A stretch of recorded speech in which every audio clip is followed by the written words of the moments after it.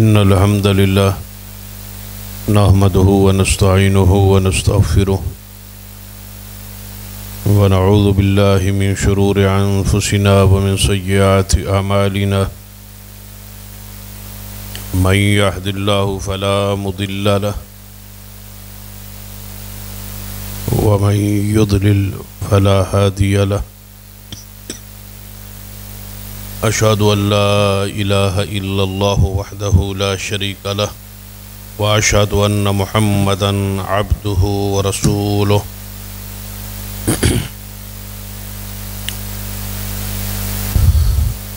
أما بعد فإن خير الحديث كتاب الله وخير الهدي هدي محمد صلى الله عليه وآله وسلم وشر الأمور محدثاتها وكل محدثة بدعة وكل بدعة ضلالة أما بعد فأعوذ بالله السميع العليم من الشيطان الرجيم من همزه ونفخه ونفثه بسم الله الرحمن الرحيم يا أيها الذين آمنوا اتقوا الله وذروا ما بقي من الربا إن كنتم مؤمنين رب اشرح لي صدري ويسر لي أمري واحلل عقدة من لساني يفقهوا قولي رب زدني علما سبحان ربك رب العزة عما يصفون وسلام على المرسلين والحمد لله رب العالمين. حضرات، اسلام ایک مکمل ضابطہ حیات ہے.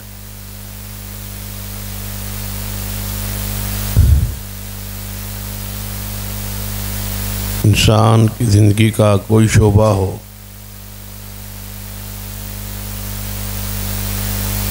اسلام کامل ترین رہنمائی کرتا ہے.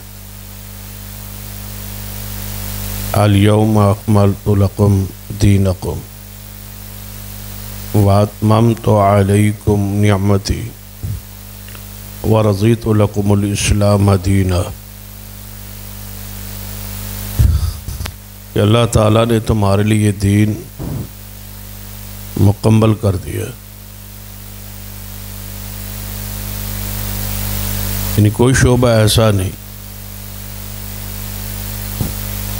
جس میں دین مکمل نہ ہو، یہ ہمارے لیے کامل رہنما نہ ہو. قرآن پاک کا حکم یہ ہے یا ایھا الذین آمنوا ادخلوا فی السلم کافۃ. اے ایمان والو، اسلام میں پورے داخل ہو.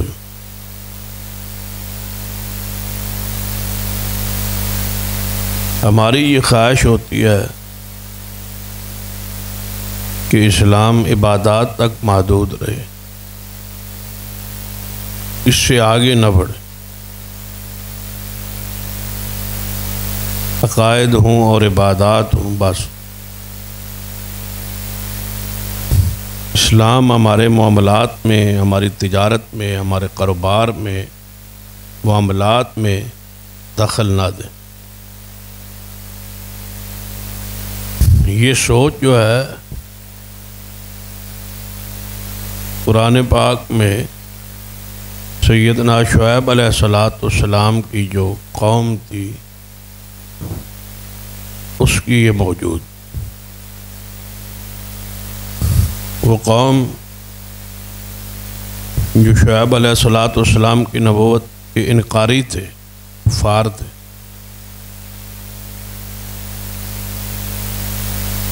وہ بازار میں ناپ اور تول میں کمی کرتے. تو شعیب علیہ السلام انہیں کہتے تھے کہ میزان پورا رکھو، تول جو ہے پورا کرو. تو وہ جواب میں یہ کہتے تھے کہ آپ کا دین منڈی میں کیوں آ گیا، یہاں داخل کیوں ہو گیا؟ آپ کا دین مسجد تک، نماز تک محدود رہے. آپ ہمارے کاروبار میں یہ مداخلت ہے کہ اس کے اندر آپ یہ کہیں کہ اسلام یہاں بھی یہ حرام اور یہ حلال. آج بھی عمومی طور پر یا نادانستہ طور پر یا اپنی لا علمی یا جہالت کی بنیاد پر ایسے ہی جملے معاشرے میں موجود کہ نماز، روزے، حج، زکوٰۃ تک تو سمجھ آتی، کاروبار کے اندر اسلام، تجارت کے اندر اسلام کیا کہتا ہے، اس بارے میں بہت کم لوگ ہیں جو اسلام سے رہنمائی لینا چاہتے. اور نبی رحمت صلی اللہ علیہ وسلم کی حدیث پہ ہے کہ قیامت کے قریب ایسا ہوگا کہ حلال اور حرام کی پرواہ ختم ہو جائے. کسی بندے کی یہ فکر ہی نہیں رہے گی میرے پاس آنے والا مال جو ہے، یہ جو لقمہ میں کھا رہا ہوں، یہ حلال کا ہے یہ حرام. جبکہ سیدنا سعد بن ابی وقاص رضی اللہ تعالی فرماتے ہیں کہ نبی رحمت صلی اللہ علیہ وسلم سے عرض کیا، یا رسول اللہ صلی اللہ علیہ وسلم، مجھے کوئی ایسا عمل، وظیفہ بتلا دے جس پہ میں عمل کروں تو اللہ تعالیٰ مجھے مستجاب الدعوات بنا. مستجاب الدعوات ہونا بہت بڑی فضیلت. مستجاب الدعوات کا کیا معنی ہے کہ میں جو دعا کروں اللہ قبول کر لے. اس مقام پہ آ جاؤں، جو مانگوں، جو دعا کروں اللہ قبول فرما. یعنی اللہ تعالیٰ مجھے مستجاب الدعوات بنا دے، کوئی ایسا عمل بتا دے. تو نبی صلی اللہ علیہ وسلم نے فرمایا کہ اے سعد، حلال کھا اور طیب پاکیزہ کھا، اللہ تجھے مستجاب الدعوات بنا دے.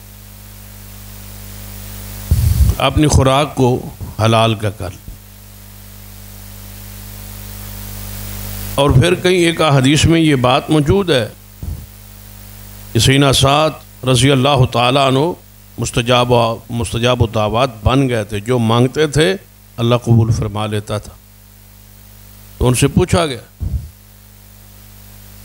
کہ آپ نے اس نصیحت کے بعد پھر کیا کیا؟ فرماتے ہیں میں جب بھی کوئی لقمہ اپنے پیٹ میں ڈالتا ہوں اس سے پہلے میں پوری طرح ریسرچ اور تحقیق کرتا ہوں کہ یہ لقمہ جو میرے پیٹ میں جا رہا ہے یہ کہاں سے اور کیسے آیا اور کیسے میرے پیٹ میں جا رہا ہے، یہ حلال ہے یا حرام. تحقیق کیے بغیر میں کوئی لقمہ نہیں لیتا. تو عبادات کی تمام تر اساس اور دار و مدار جو ہے وہ حلال لقمے پر. ہماری دعائیں قبول کیوں نہیں ہوتی؟ جتنی دعائیں ہوتی ہیں اتنی زیادہ بربادی ہوتی ہے. اس کی وجہ ہی کھانا ہمارا پینا جو ہے وہ صاف ستھرا پاکیزہ حلال نہیں. اس لیے موسم پہ بارشیں نہیں ہوتی. جب موسم گزر جاتا ہے پھر بارشیں رکتی نہیں، ضرورت ہوتی ہے تو آتی. اس کی بنیادی وجہ لقمہ حرام ہے۔ اپنے لقمے کو چیک کیجیے کہ جو آپ کے گھر میں ہے، جو کھا رہے ہیں، یہ حلال ہے یا حرام۔ صحابہ کرام رضوان اللہ علیہ مجمعین کہ دلوں کو اللہ تعالیٰ نے اپنی رحمت سے، رسول اللہ صلی اللہ علیہ وسلم نے تربیت سے ان کے دلوں یہ پاکیزگی اور طہارت کر دی۔ ان کے سامنے صرف آخرت تھی اور دنیا کی کوئی پرواہ نہیں، حلال پر قناعت اور حلال پر صبر کرنے والے۔ لقمہ حلال جو ہے یہ بنیاد ہے ہمارے اسلام کی، ہماری عبادات۔ اس کو چیک کیجیے، جو آپ کھا رہے ہیں یہ آپ کا ہے، کس راہ سے آیا ہے، کس طرح تمہارے تک یہ کھانا اور یہ چیز پہنچی۔ ایک حدیث اس حوالے سے صحیح البخاری میں کہ سیدنا کعب رضی اللہ تعالی گھر تشریف لائے، گوشت پکا ہوا، تو جب دیکھا کہ گوشت پکا ہوا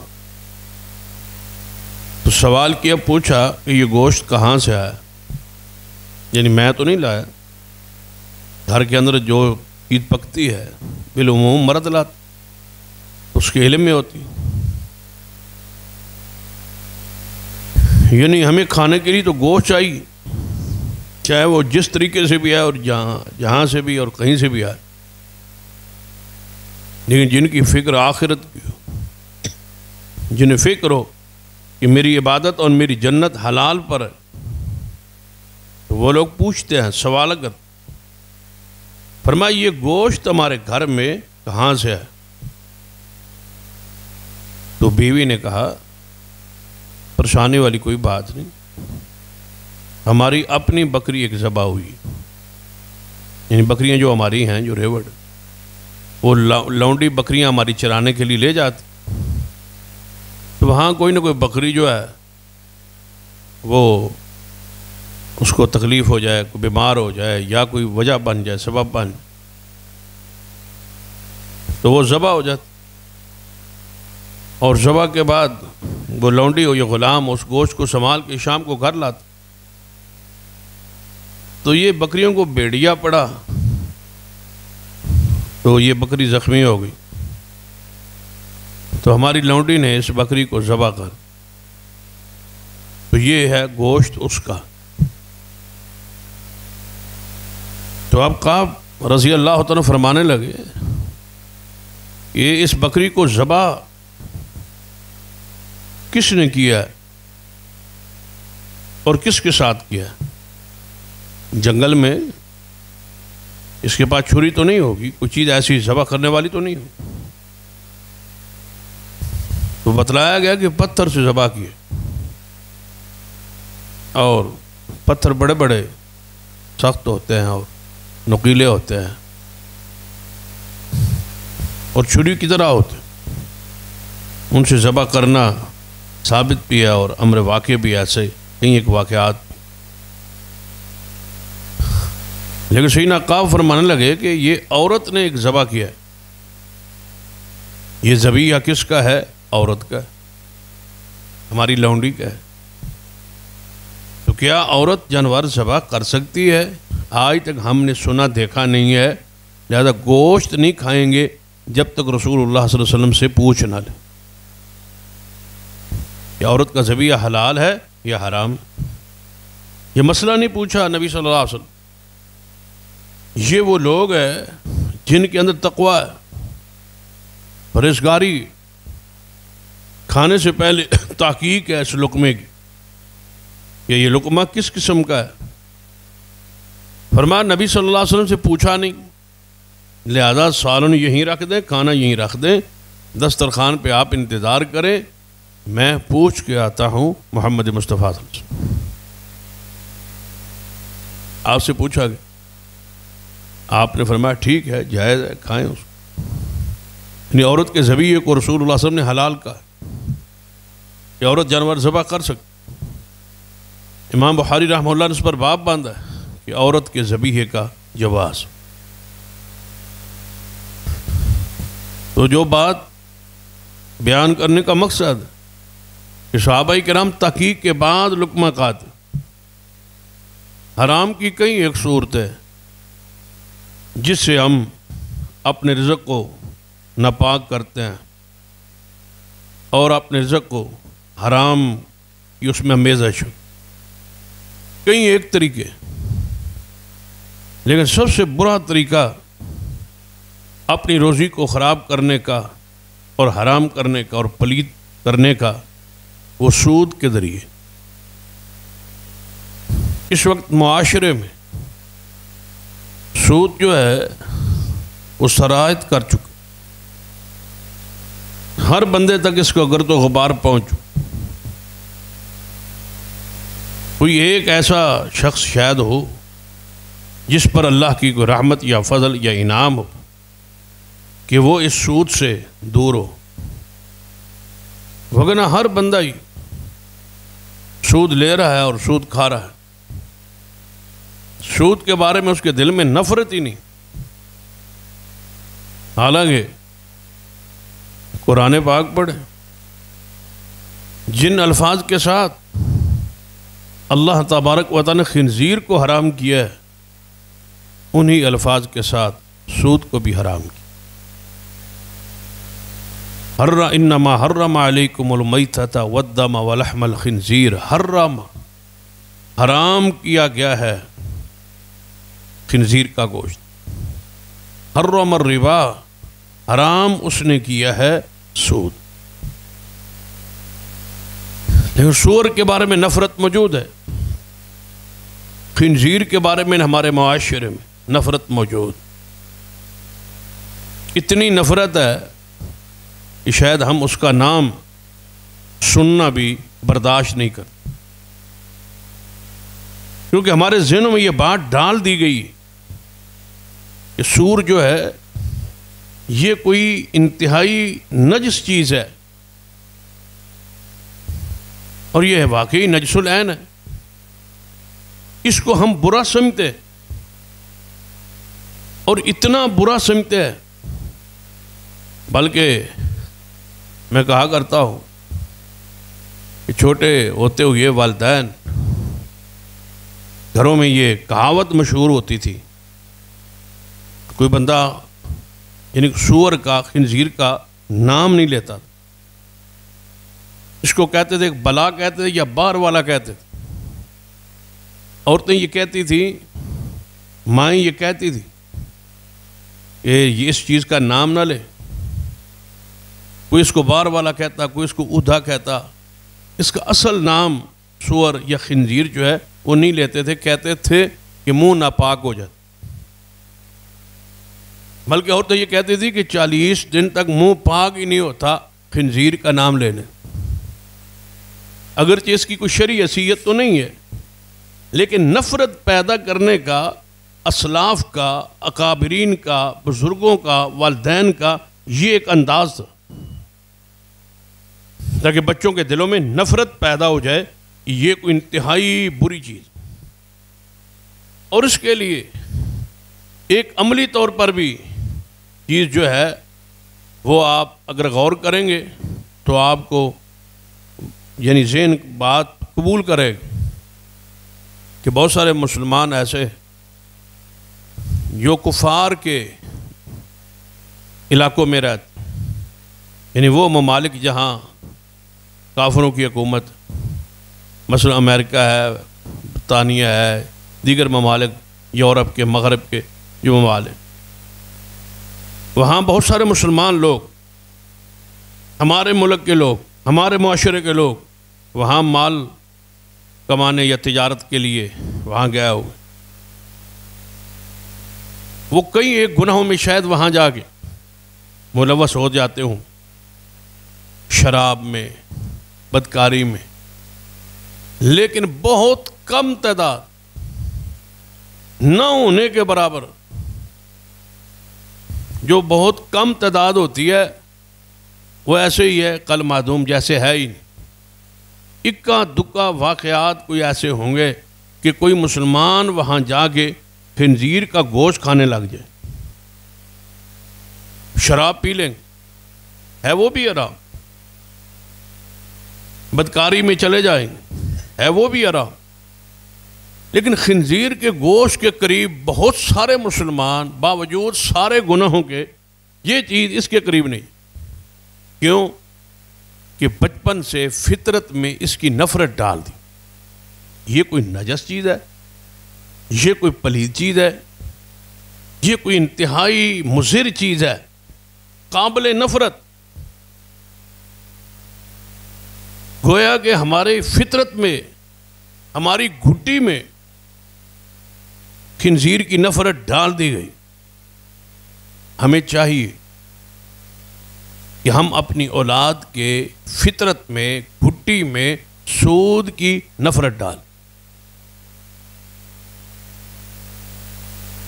اس لفظ سے نفرت کا اظہار کریں۔ یعنی لفظ جو سود ہے اس کو گھر میں ایک برا بنا دیں، ایک گالی بنا دیں۔ جیسے خنزیر سور کا لفظ، ہم نے اس کو گالی سمجھ،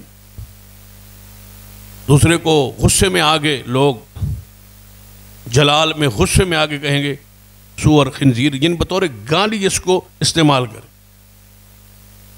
لیکن لفظ سود جو ہے ہماری زبان میں، ہماری اردو میں، ہمارے گھر کے استعمال میں اس یہ نفع کے معنی میں، فائدے کے معنی میں عام طور پر استعمال ہو۔ عام طور پہ آپ نے سنا ہوگا کہ ہم ایک لفظ استعمال کرتے ہیں سود مند، کہ یہ چیز میرے لیے سود مند، آپ نے مجھے مشورہ دیا وہ میرے لیے سود مند رہا۔ ان سود کا لفظ جو ہے اس کی نفرت ہمارے ذہنوں میں ڈالی نہیں، اس وجہ سے وہ جو خنزیر سے یا سور سے، کیونکہ دونوں کے لیے قرآن پاک میں حرام کے لیے لفظ ایک ہی، حرم الربا اور حرم علیکم المیتۃ والدم ولحم الخنزیر، لیکن وہ نفرت نہیں۔ اور علماء امت نے اس بات بہت کچھ لکھا ہے کہ جو شخص سود کو حلال سمجھتا ہے وہ کافر ہے، وہ مسلمان نہیں، اور جو حرام سمجھ کے کھاتا ہے وہ دنیا کا بدترین گناہ گار ہے۔ اس سے بڑا گناہ گار شاید اللہ کی زمین پر نہ ہو جتنا سود کھانے ہو، کیونکہ رسول اللہ صلی اللہ علیہ وسلم اس کو انتہائی برے گناہ سے جو ہے اس کی تشبیہ دی۔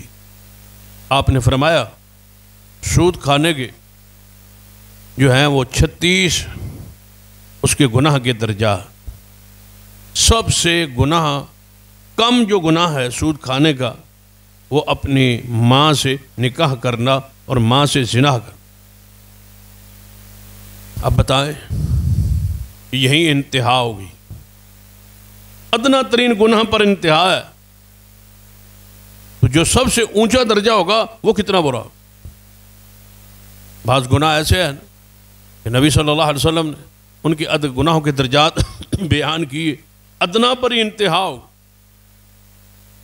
اس سے آگے گناہ کا سوچا جا سکتا، اس سے آگے دیوس پن کا سوچا جا سکتا، اس سے آگے کوئی غیرت کا، کوئی حیا کا مادہ اس بندے میں رہ گیا ہے کہ ماں سے بدکاری۔ رسول اللہ صلی اللہ علیہ وسلم فرماتے ہیں سود کا سب سے کم گناہ یہ، اتنی بری چیز ہے سود،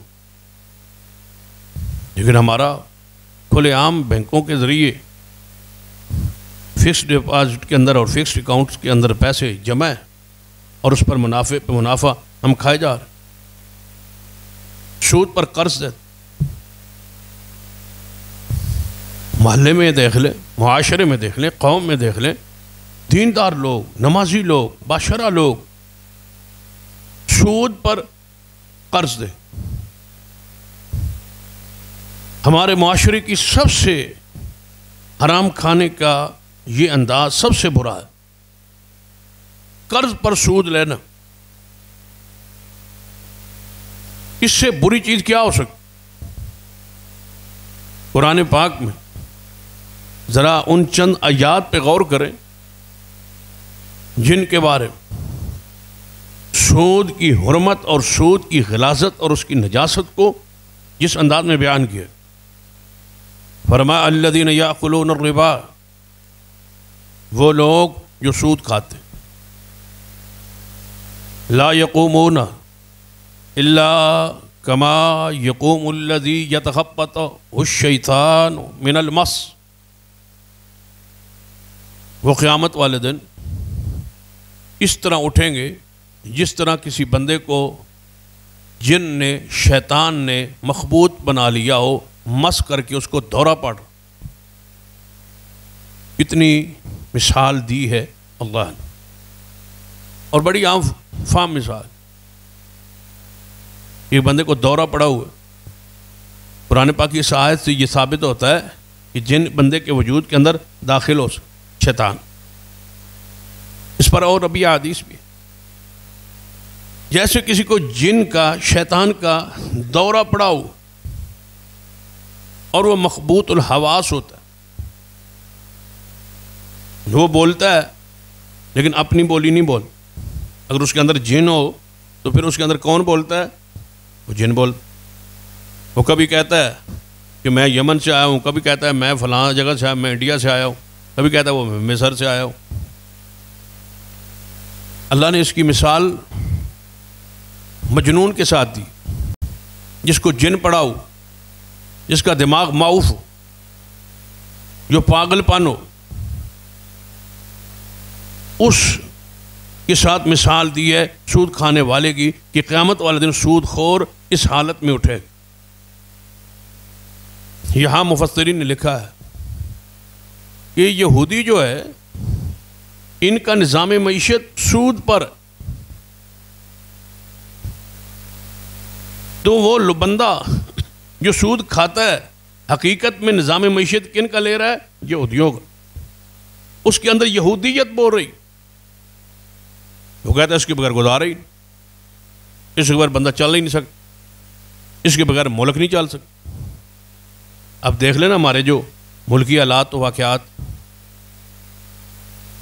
ایک پارٹی جو ہے وہ کہتی ہے عالمی بینک کہ ان کو قرضہ نہیں دینا، پاکستان کی حکومت، اور جو حکومت ہے یا جو بن رہی ہے اس کی چاہت خواہش کیا ہے کہ کب بنے اور ہم قرضہ لیں۔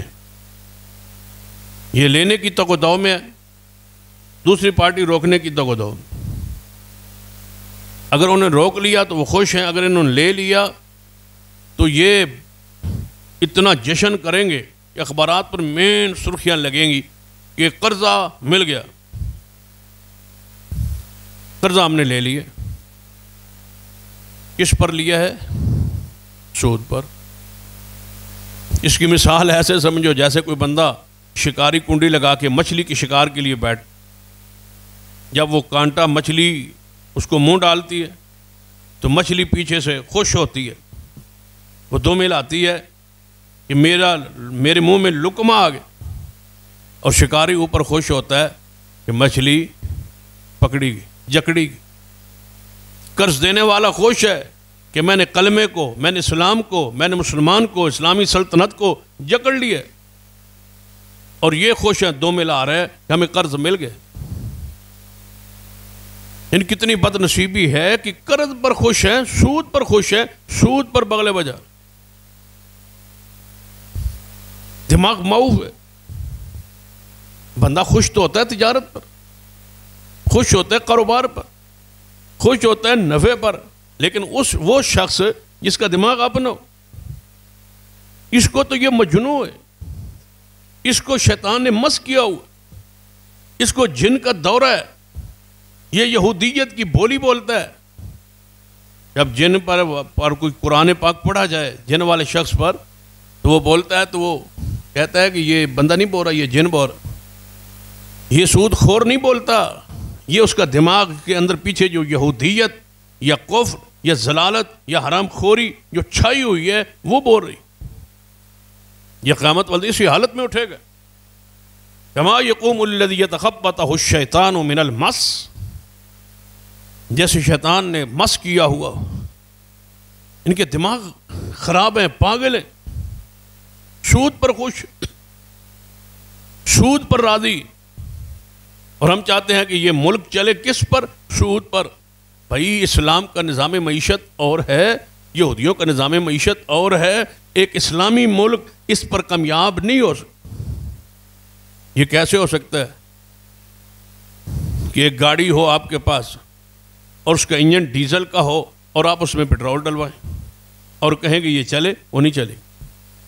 اگر انجن پیٹرول والا ہوگا تو اس میں پیٹرول چلے، اگر ڈیزل والا ہوگا تو ڈیزل چلے گا.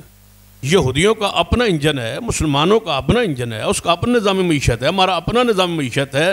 آپ یہ کہتے ہیں کہ اس جس میں اسلامی نظام معیشت ہے اس میں یہودیوں کا نظام معیشت چلے اور ملک کامیاب ہو جائے؟ ایسا نہیں ہو سکتا. وہی چیز ڈالنی پڑے گی. ادخلوا فی السلم کافہ، اسلام میں پورے داخل ہو جائے. وہی چیز جس کے لیے یہ بنا ہے، یہ اسلام ہے، اسلام کا نظام معیشت ہے، اس کے مطابق ہی اسلام کی ملک چلے گا تو کامیاب ہو، وگرنہ تباہی مقدر ہو. سود کو چھوڑنا پڑے، سود کے خلاف اعلان جنگ کرنا ہوگا، سود سے بیزاری ہوگی، سود سے برات ہوگی، سود سے ملک کو پاک کرنا ہوگا، سود کو روکنا ہوگا، سود کو حرام جاننا ہوگا اور سمجھنا ہوگا، اور اس کی غلاظت اور نجاست سے ملک کو نجات دینا ہوگی، تب یہ آگے چلے. وگرنہ سود کے اندر کہیں کہ اسلامی ملک چل جائے نہیں چل، برباد. یہ آدھا تیتر آدھا بٹیر نہیں، آدھا کفر اور آدھا اسلام، یہ نہیں. جو اس کے نظام فطرت ہے، اور بڑے عام فام میں سود کے مسئلے کو لوگ شاید سمجھتے نہیں. سود ہوتا کیا ہے؟ سود حرام کیوں ہے؟ اس کی وجہ کیا؟ دیکھ لیں. قرآن پاک کو احادیث کا مطالعہ کریں تو اسلام نے کچھ چیزیں خاص کی. مثلا ہمارے اسلام کے ایمان کے ارکان ہمارے 5. ہمارے ایمان کے ارکان کتنے ہیں؟ 5. اللہ پر ایمان، رسولوں پر ایمان، فرشتوں پر ایمان، کتابوں پر ایمان، اور یوم آخرت پر ایمان. یہ ہمارے ارکان کس کے ہیں؟ ایمان کے. اور کتنے ہیں؟ 5. اسی طرح ہماری عبادت کے بھی ارکان 5. نماز، زکوٰۃ ہے، روزہ ہے، حج ہے، اور ہمارا آخری عبادت کا رکن جو ہے بوقت ضرورت وہ جہاد. یہ ہمارے 5 ارکان عبادت. اسی طرح ہمارے اخلاقیات کی بنیادیں بھی اساس 5. سب سے پہلے مومن پر ضروری ہے کہ صداقت کو، سچائی کو اختیار کرے، سچائی کے ساتھ ساتھ عدالت کو، عدل کو، انصاف کو اختیار کرے. یہ ہماری اخلاقی اقدار ہے، یہ ہماری اخلاقی جناب رہن سہن کا انداز ہے کہ صداقت ہو، عدل انصاف ہو، توحید میں، سنت میں، معاملات میں، گھر میں، ہر جگہ پر عدل ہو. اس کے بعد شجاعت، بہادری. یہ مسلمان کا اخلاقی اقدار میں سے قدر ہے کہ شجاعت. اسی طرح عفت، پاک دامنی، پاکیزگی، طہارت. یہ مسلمان کا اخلاقی جو ہے قدر ہے. اور 5ویں کہ جو فیصلہ کرے جذبات میں نہ کرے، بصیرت کے ساتھ کرے، سوچ کے کرے اور سمجھ کے کرے. اللہم انی اسألک الہدی والتقی، کہ اللہ میں تو اسے ہدایت کا سوال کرتا. ہدایت کا کیا معنی ہے؟ کہ میں جو فیصلہ کروں، جو قدم اٹھاؤں وہ سیدھا ہو، کہیں مجھے الٹا نہ پڑے. میں کمزور ہوں، میں کم عقل ہوں، کم علم ہوں، جذباتی ہوں، ساری وہ چیزیں مجھ میں موجود ہیں. تو یا اللہ میں تجھ سے یہ دعا کرتا ہوں، اللہم انی اسألک الہدی، کہ میں جو فیصلہ کروں وہ دنیا کا ہو یا آخرت کا ہو، میں ہدایت پر قائم رہوں، کہیں میری دنیا اور آخرت کوئی ایک ان میں سے برباد نہ ہو۔ یہ ہماری 5 اخلاقی اقدار ہے۔ ایمان کے ارکان کتنے ٹھہرے؟ 5۔ عبادات کے ارکان بھی 5، اخلاقی اقدار بھی ہماری 5۔ اسی طرح روزی، پیسہ دوسروں کی جیب سے اپنی جیب میں لانے کے بھی 5 شرعی طریقے۔ آپ اپنی روزی کو چیک، لقمے کو چیک کریں، کھانے کو چیک کریں کہ جو کچھ آپ کے گھر میں ہے، جو کچھ آپ کے زیر کنٹرول، زیر ملکیت ہے، وہ جو پیسہ آپ کے پاس آیا ہے، اگر ان 5 راستوں سے آیا ہے تو یہ پاکیزہ ہے، حلال ہے، طیب ہے، آپ کھائیں شریعت کی حدود کے اندر، حلال بھی ہے، طیب بھی ہے، اور اسراف سے بچتے ہوئے اس چیز کو آپ استعمال کریں۔ اب رہ گئی وہ 5 چیزیں کون سی؟ پیسہ دوسرے کے پاس ہے، آپ کے پاس نہیں ہے، پیسہ دوسرے کے پاس ہے، آپ نے اس سے پیسہ لینا ہے، اپنی جیب میں لانا ہے۔ اس کے 5 طریقے۔ پہلا طریقہ یہ ہے کہ آپ ملازمت کرتے ہیں یا مزدوری کرتے ہیں، دونوں ایک ہی چیز ہے۔ ملازمت کسی کے ہے یا آپ مزدوری کر رہے ہیں، سارا دن آپ نے مزدوری کی، مہینہ بھر آپ نے محنت کی، محنت مزدوری کے بعد آپ کو اس نے اپنی جیب سے لیبر کے طور پر، محنت کے طور پر، اجرت کے طور پر، مزدوری کے طور پر جو چیز دی ہے، جو پیسے دیے ہیں، وہ پیسے آپ کی جیب میں آئے، اس کی جیب سے نکلے، کس کے ذریعے؟ محنت کے ذریعے، لیبر کے ذریعے، ملازمت کے ذریعے۔ یہ پیسہ آپ کے لیے کیا ہے؟ حلال۔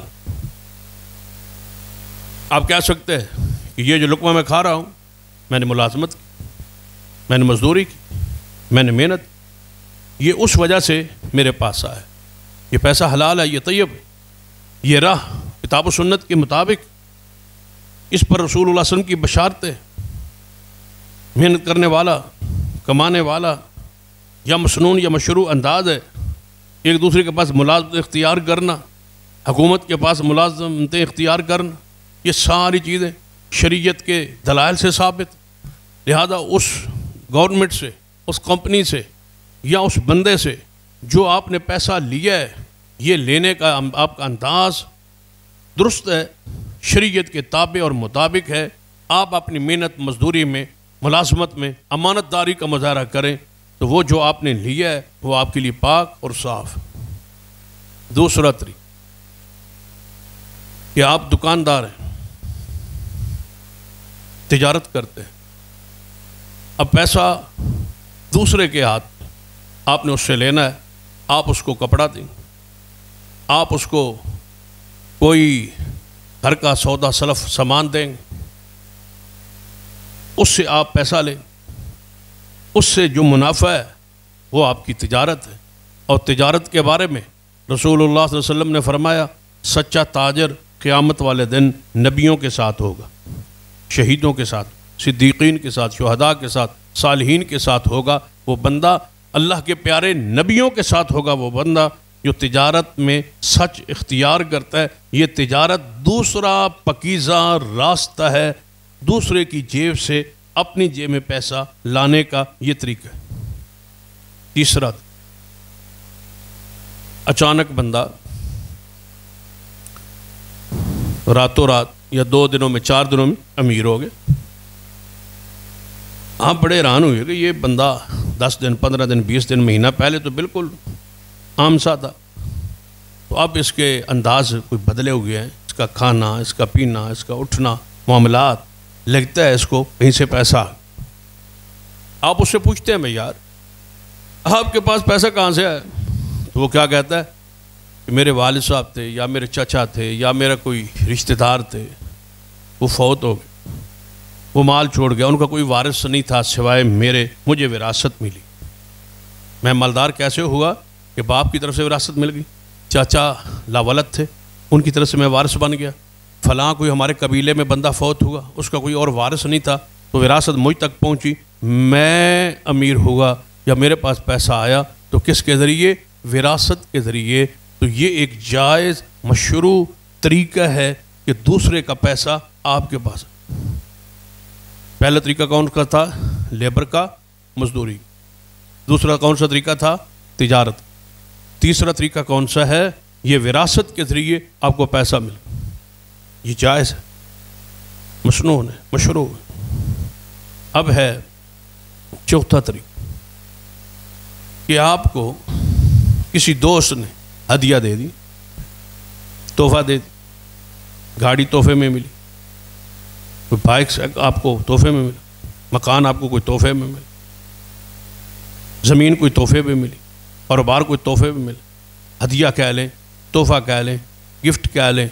عقیدت میں، محبت میں، عالم تھا، بزرگ تھا، استاد تھا، رشتہ دار تھا، دوست تھا، کسی نے آپ کو گفٹ کر دیا، ہدیہ دے دیا، تو یہ ہدیہ کیا ہے؟ مسنون مشروع طریقہ ہے پیسہ لینے کا، پیسہ آپ کی جیب میں آنے کا۔ پانچواں اور آخری، یہ وہ میں آپ کو راہ بتلا رہا ہوں، وہ راستے بتلا رہا ہوں، جس ذریعے سے آپ کو پاس پیسہ آیا ہے، آپ نے چیک کرنا ہے اپنے پیسے کو، اپنی کمائی کو، اپنے مال کو، کہ جو کچھ میرے پاس ہے یہ میرے پاس کیسے آیا ہے۔ اب پانچواں طریقہ یہ ہے کہ آپ کے پاس، آپ غریب تھے، فقیر تھے، مسکین تھے، یا وہ مصارف جن پر زکوٰۃ، آپ جن کو زکوٰۃ دیتے،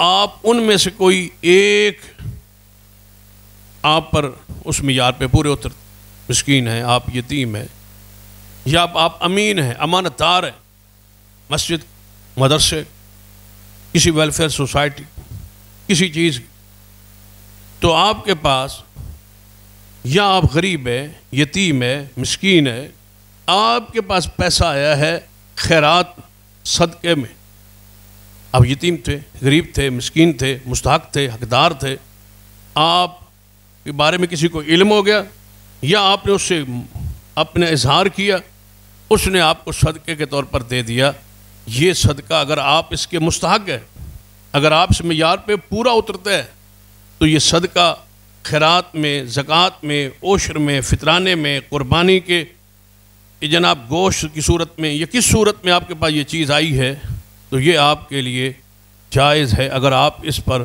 اس کے مستحق ہیں۔ یہ 5 راستے ہیں طیب حلال روزی حاصل کرنے کے۔ اس کے علاوہ جو بھی راستہ آپ نے اختیار کیا، وہ رشوت کا راستہ ہے، حرام ہے، چوری کا راستہ ہے، حرام ہے، ڈکیتی کا راستہ ہے، حرام، کسی کے مال ہتھیانے کا کوئی بھی انداز اور راستہ ہے، وہ حرام، جس انداز میں بھی لے وہ آپ کے لیے حرام۔ اور یہ جو سود ہے، یہ تو سب سے بری چیز ہے۔ کیوں؟ ایک کے پاس پیسہ آتا ہے، کس کے ذریعے؟ لیبر کے ذریعے، محنت کے ذریعے۔ ایک کے پاس پیسہ آتا ہے، کس پر وہ سوار ہو کے آتا ہے؟ تجارت پر۔ ایک کے پاس پیسہ آتا ہے ہدیے پر، ایک کے پاس پیسہ آتا ہے وراثت پر سوار ہو کے۔ اور جو سود ہے، یہ پیسہ آتا ہے کس پر سوار ہو کے؟ پیسے پر۔ یہ پیسے پر پیسہ سوار ہو کے آتا ہے، یہ سواری غیر فطری سواری، یہی ہم جنس پرستی ہے۔ یہ پیسہ پیسے پہ سوار ہو کے آ رہا ہے، پیسہ سوار ہوا، سواری اور سوار کا جنس کا مختلف ہونا۔ پیسہ آیا، اس کی جیب سے نکلا، بذریعہ محنت، بذریعہ ملازمت، راستہ وراثت، راستہ تجارت۔ لیکن یہ جو راستہ ہے غیر فطری راستہ ہے، یہ پیسے پہ پیسہ چڑھ کے تیری جیب میں پہنچا ہے، یہ غیر فطری نظام ہے، غیر فطری طریقہ ہے، یہی سود ہے اور یہی حرام۔ اگر کوئی آپ زیادہ پڑھے لکھے نہیں ہیں، صرف سود کو سمجھنا چاہتے ہیں سود کیا ہے، تو سود کی پنجابی میں، آپ کی زبان میں تعریف یہ ہے کہ یہ پیسہ پیسے پہ چڑھ کے آپ کی جیب میں آئے، بس۔ باقی ساری بحث علماء کی، آپ نے یہ دیکھنا ہے کہ یہ پیسہ پیسے کا ذریعہ ہے. آپ نے دیا قرض 5,000، آپ نے شرط لگائی کہ میں لوں گا 5.5 واپس. یہ 500 جو اوپر آیا ہے یہ کس پہ چڑھ کے آیا؟ 5,000 پہ. یہ پیسے پر پیسہ چڑھا. یہی حرام، یہی سود ہے، اسی کو سود کہا گیا. اس لیے سیدنا عبداللہ ابن مسعود رضی اللہ تعالیٰ عنہ فرماتے ہیں اسلامی حکومت پر فرض ہے کہ سود کو روکے اور سود خور کو روکے اور سود خور کو گرفتار کرے، اس کو توبہ کا موقع دے، اس کو کہے کہ توبہ کر، سود دینے اور لینے سے توبہ کر. اگر وہ توبہ کرتا ہے تو ٹھیک، اگر سود دینے سے توبہ نہیں کرتا تو امام سیدنا عبداللہ ابن مسعود فرماتے ہیں اس بندے کی گردن اڑا دی. یہ اتنا جرم ہے سود دینا، یہ غیر فطری نظام ہے. اور اسلام دین فطرت، تجارت فطرت ہے، مزدوری فطرت ہے، ہدیہ دینا فطرت ہے، وراثت فطرت ہے، خیرات فطرت ہے، زکوٰۃ فطرت ہے. سود غیر فطری یہودیوں کا نظام ہے. اس کو حلال جاننا کفر ہے اور اس کی تعویلیں کرنا اتنا بڑا گناہ ہے.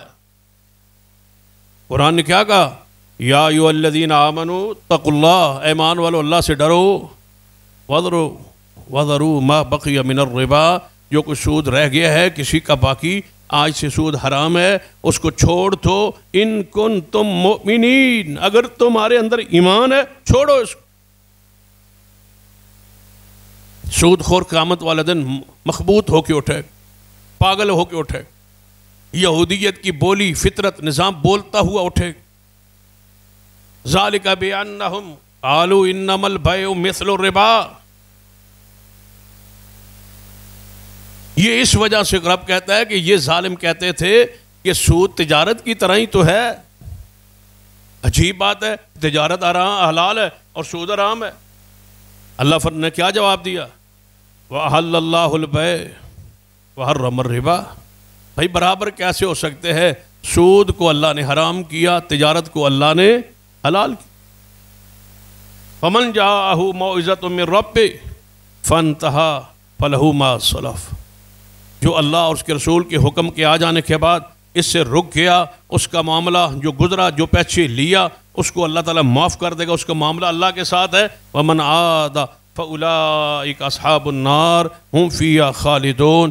جو دوبارہ سود کو حرام سمجھ کے جان کے دوبارہ سود لے گا، کاروبار کرے گا، رب کہتا ہے وہ جہنم میں ہمیشہ رہے. کیوں؟ اس کا گوشت پوشت بنا ہی حرام کا ہے، اس پر تو جنت حرام. قرآن پاک میں ایمان والو سود کو چھوڑو. تمہارے اندر ایمان ہے تو سود کو چھوڑو، اور اگر نہیں چھوڑو گے تو اگلی بات بہت زیادہ خطرناک اور بڑی سخت. فَإِن لَّمْ تَفْعَلُوا، اگر تم ایسا نہیں کرو گے، سود نہیں چھوڑو گے، سود سے بعد نہیں آؤ گے، سود سے نہیں رکو گے، فَأَذَنُوا بِحَرْبٍ مِّنَ اللَّهِ وَرَسُولِهِ، پھر تیار ہو جاؤ اللہ اور اس کے رسول کے ساتھ جنگ کرنے. اب بتاؤ رسول سے جنگ مسلمان کرتا ہے یا کافر کرتا ہے؟ اللہ سے جنگ کون کرتا؟ اور دوسرے انداز سے دیکھ لو، اللہ اس کے رسول کے ساتھ جنگ کرنے کے بعد کیا سمجھتے ہو کہ تم کامیاب ہو جاؤ؟ وَإِن تُبْتُمْ، اللہ فرماتا ہے اگر تم توبہ کر لو، فَلَكُمْ رُعُوسُ أَمْوَالِكُمْ، اور اپنا اصل تمہارا مال ہے راس وہ لے لو، سود نہ لینا. چھوڑ دو ان مظلوموں کو، ان مقروضوں کو جو کچھ سود پر معاملات طے کیے، ان کو چھوڑ دو اور اپنا اصل مال لو.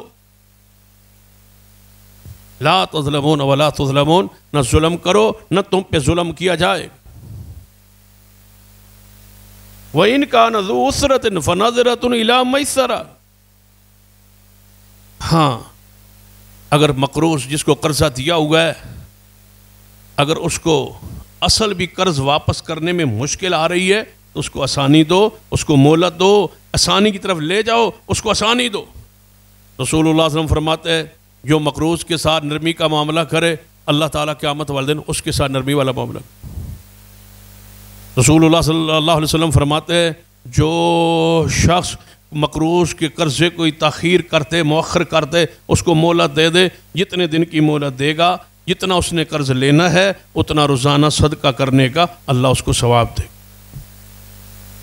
فرمایا اس کو مہلت دے۔ آگے فرمایا وَأَن تَصَدَّقُوا خَيْرٌ لَكُمْ، بہتر ہے کہ اصل بھی معاف کر دو، تمہارے لیے بہتر ہے، خیر ہے اس میں، بھلائی ہے اس میں کہ اس کو کہو جاؤ میں تجھے معاف کر دوں۔ رسول اللہ صلی اللہ علیہ وسلم نے دو بندوں کو آپس میں الجھتے ہوئے دیکھا، آپ نے آواز دی، فرمایا کیا معاملہ ہے یا رسول اللہ صلی اللہ علیہ وسلم؟ یہ اس نے مجھ سے قرضہ لینا ہے، میں نے اس سے قرضہ لینا ہے، اس نے مجھے دینا ہے، یہ دے نہیں رہا، ٹال مٹول کر رہا ہے، جب وقت آتا ہے مہلت آتی ہے پھر یہ انکار کرتا ہے، کہتا ہے میرے پاس ہے نہیں۔ رسول اللہ صلی اللہ علیہ وسلم دونوں کو بلایا، فرمایا تو ہمارے پاس کیوں نہیں کرتا؟ یا رسول اللہ میرے پاس ہے نہیں۔ آپ فرمایا کوئی تو چھوڑ سکتا ہے؟ فرمایا یا رسول اللہ میں آدھا چھوڑ سکتا ہوں۔ فرمایا اٹھو آدھا ادا کر دو، آدھا ادا کہتا ہے میرے پاس بھی نہیں۔ رسول اللہ فرماتے ہیں چلو آدھا میں دے دیتا۔ وَأَن تَصَدَّقُوا خَيْرٌ لَكُمْ إِن كُنتُمْ تَعْلَمُونَ، اگر تم جانتے ہو تو تمہارے لیے یہ بہتر ہے کہ مقروض کو معاف کر دو، معافی سیکھو، معافی سیکھو، معاف کرو مقروض کو، اگر وہ مجبور ہے اس کو معاف کرو، اگر وہ معذور ہے اس کو معاف کرو، اگر واقعی وہ مستحق ہے نہیں دے پا رہا تو اس کو معاف کرو، لیکن اس پر سود چڑھاتے جانا۔ کتنے ہیں لوگ جو روزانہ غریبوں کے گھروں میں جا کے آتے ہیں، اب تیرا اس مہینے بھی تو نہیں دیا، اتنا سود بڑھ گیا، وہ سود ہی نہیں دے سکتا، اصل تو اصل۔ نبی علیہ الصلوۃ والسلام جب سود کو حرام قرار دیا تو آپ نے مکہ مکرمہ کے اعلان کیا تھا، آپ نے فرمایا آج کے بعد جو کچھ سود میرے چچا عباس یا ہم نے کسی سے لینا تھا میرے خاندان کے، میں محمد معاف کرتا ہوں، چھوڑتا ہوں، سود کو چھوڑتا ہوں، سود کو چھوڑ دو۔ آپ کو بھی یہی تلقین نصیحت کروں گا، اگر اس میں آپ ملوث ہیں تو توبہ کریں۔ یہ حرام کھانے کا سب سے برا راستہ ہے کہ جس پر رسول اللہ صلی اللہ علیہ وسلم نے لعنت فرمائی ہے، کھانے والے پر، کھلانے والے پر، لکھنے والے پر، گواہی دینے والے پر، سب پر یہ پورا ٹبر ہی لعنتی ہو۔ اتنا ملعون یہ کام ہے اور یہ کردار ہے، یہ غریبوں کو سود پر پیسہ دینا اور قرض پیسہ سود پر دینا۔ اسلام تو خیرخواہی کا نام ہے، اسلام تو اثار کا نام ہے، اسلام تو جذبہ خیرخواہی۔ کہ آپ کے دروازے پہ کوئی بندہ آیا ہے قرض لینے کے لیے تو آپ تو خوش ہو کہ اس کو قرض ادا کریں، قرض دیں، اگر آپ دے سکتے اس کو مہلت دیں، مہلت دے سکتے، لیکن سود پر غریب کو، فقیر کو، تنگ دست کو، مجبور کو یہ کہیں کہ سود پر میں قرض دیتا ہوں، آپ اس سے بڑے بخل اور اس سے بڑی جو ہے دل کے اسلام کے مزاج کے ہی یہ چیز خلاف ہے۔ اسلام تو خیرخواہی کا نام، محبت کا نام ہے، اخوت کا نام ہے، بھائی چارے کا نام ہے، صدقہ خیرات قرض دینے لینے کا نام ہے۔ یہ اسلام کا حسن ہے، یہ اسلام کا ایک نظام معیشت ہے۔ دعا ہے اللہ تعالی ہمیں اس پر قائم رکھے، اسلام پر قائم رکھے اور حرام سے ہمیں محفوظ رکھے۔ اقول قولی ھذا واستغفر اللہ لی ولکم ولسائر المسلمین وآخر دعوایا الحمد للہ۔